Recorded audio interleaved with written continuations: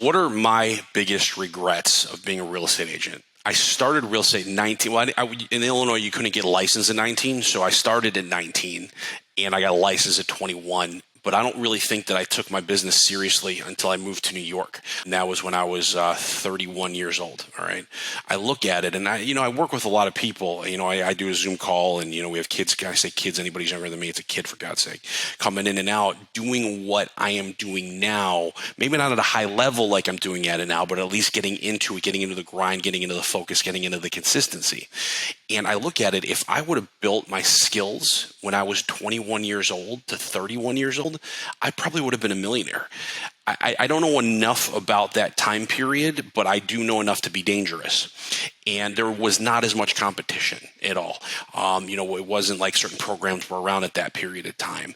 So you were grinding it out, man. You were looking for sale by owners in the newspaper, most likely. But with less fancy stuff, it's not what I'm trying to say, but with less fancy stuff, there's probably less competition because you actually have to do the work. You have to get in there, dive into it to be able to find that information. I'm like, shoot, I would have been a millionaire. I mean, if you think about it, 10 years at 30 transactions a pop, maybe at that period of time, I don't know, let's say $5,000 at 30, that's $150,000. Multiply that by 10, that's $1.5 million. Odds are I would have done more than that, but I would have had a jump start, what I did in New York, because if you're doing 30 transactions a year, it's just a natural progression to get higher.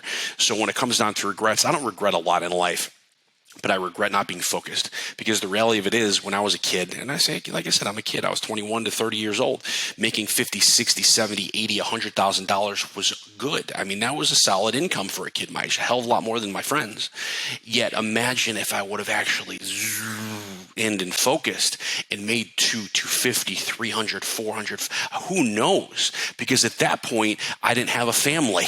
It was just me. I wasn't married. I didn't have the constraints that I have right now, where I'm basically working between the hours of like 7:30 and 4:30 in the afternoon. I could have run appointments, easier to work with buyers, so much. So I challenge anybody who's watching this video that's on the younger side and doesn't have a family yet, get your ass out there, work, make it happen, because I don't want you guys to have the same regret that I had, that I just didn't focus when I was in my younger years.